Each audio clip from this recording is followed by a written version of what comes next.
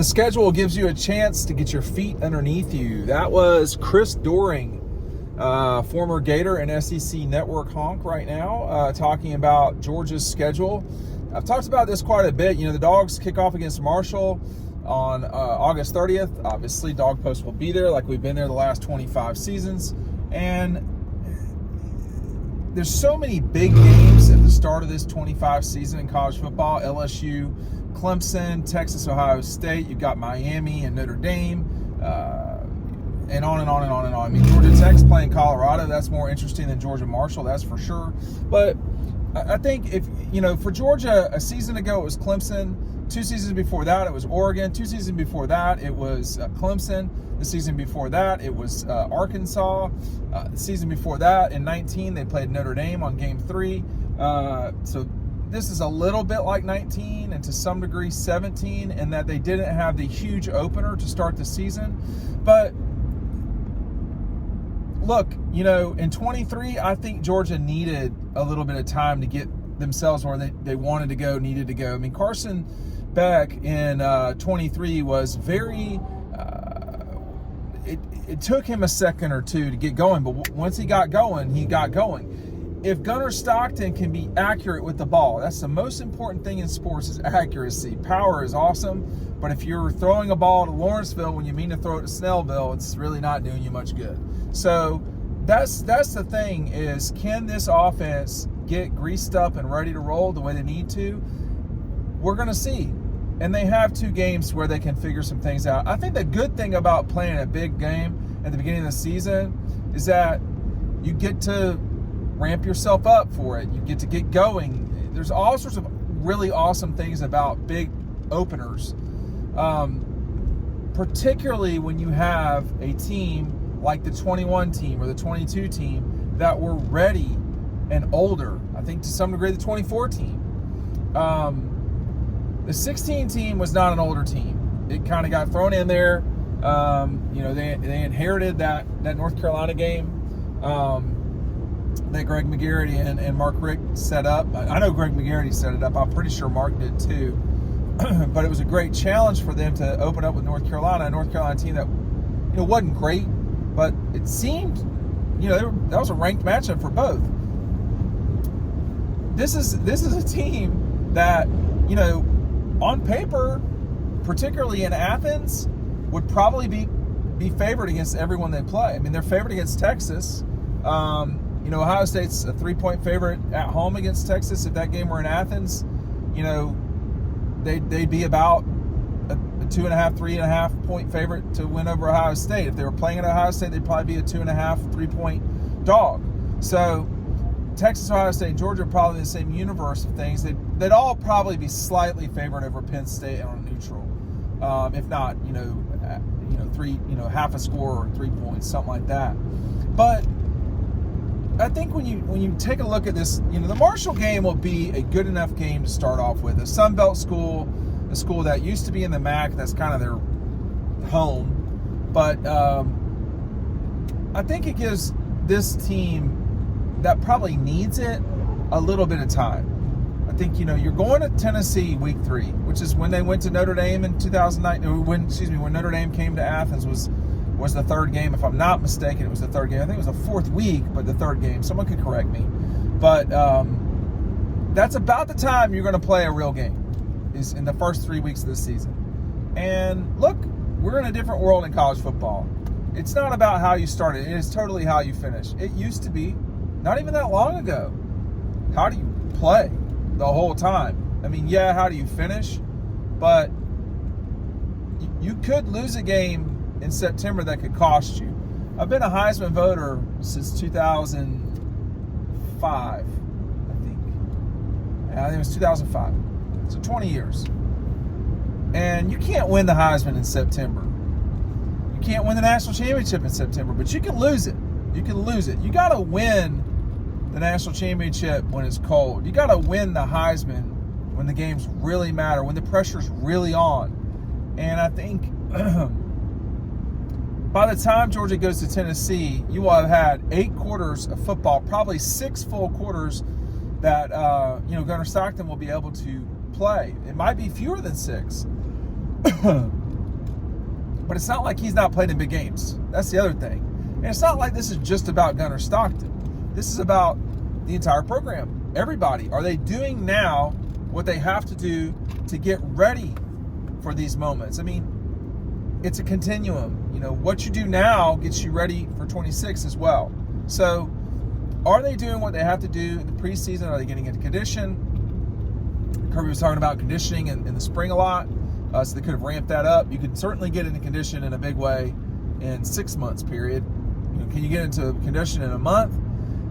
I mean, I found it difficult myself. Playing 2 sports in college, I found it difficult to get into the particular condition for that sport in a month. So you kind of have to always have those things. But I think if you're Kirby and them, you want to make sure that these first 2 games aren't wasted. You know, you want to go in and execute. You want to do hurry up. You want to do grind out the clock. You want to do as many things as you can. And, you know, like he said many times, look, you got to be able to run the ball when everybody knows you got to run the ball. So what does that mean? What will that be like for Georgia when they're in those situations? We won't necessarily know that, you know, these first 2 games. Marshall will be a legitimate foe. They will be not as good as App State, but something in that universe, okay? So not Charleston Southern, not Austin Peay, but not Alabama or Ohio State.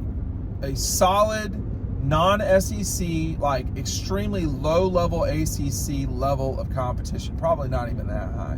And so there's stuff you can do, and you should learn from all of these experiences. We're talking about 8 quarters of football here. I mean, the likelihood of Georgia really being challenged physically by a Marshall, it's hard for me to see that. This is an exciting time of the year. I mean, you know, my wife was talking to me today about, you know, it's exciting. Football's right around the corner. She's a big Clemson fan. She's getting ready for that LSU game. And it is, you know, it is an exciting time of the year. We're going to be going out and watching, you know, Jared Curtis and like all of these recruits Georgia's got coming in and just seeing what they're like in the next, you know, 4 weeks. But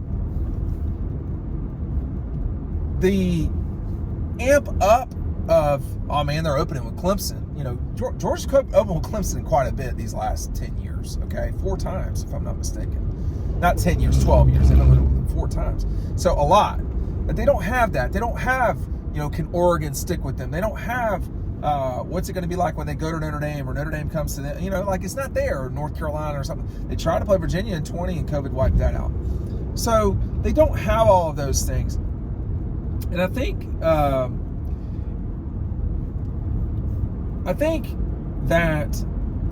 that takes away a little bit of the season when you don't have that big ramp up. But believe me when I tell you, you've got Tennessee, then a week off, and then Alabama. You wanted big games? You're going to have 2 huge ones in September alone. Now, Alabama's got Florida State on the road. To me, that's a big game. Me personally.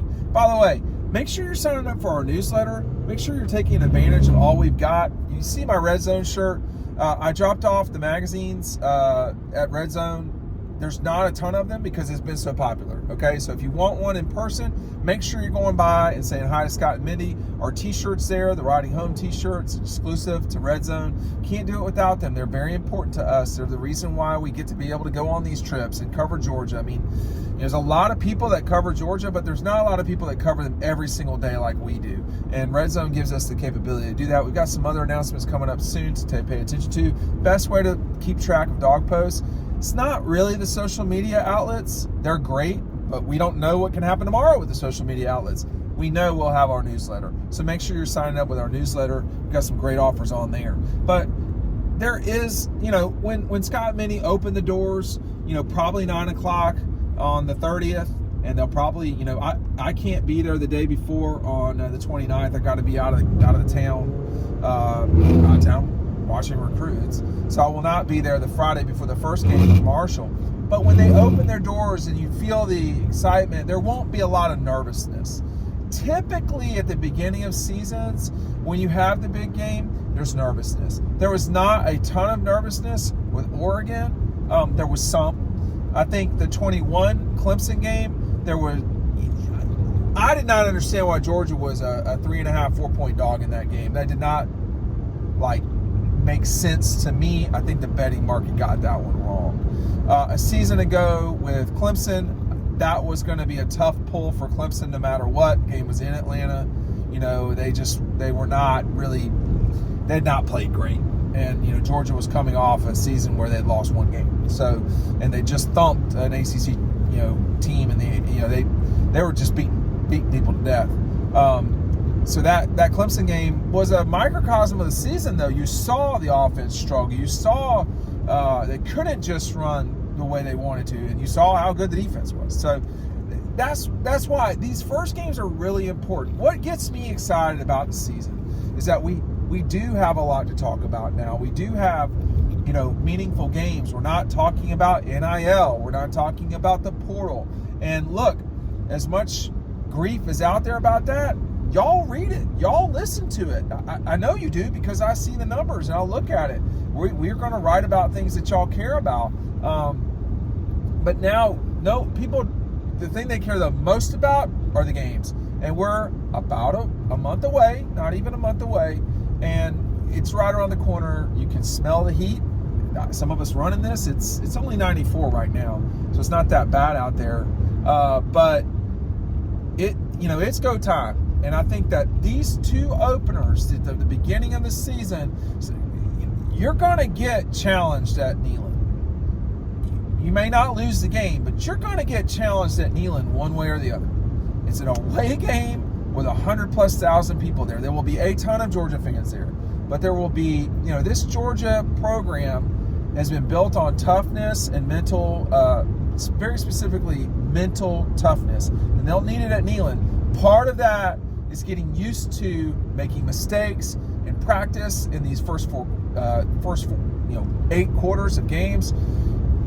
Every game matters, every practice matters, every moment matters, everything matters, and we cover all of it at Dawg Post. Thanks for watching. We'll see you at Red Zone, and we'll see you on the next video.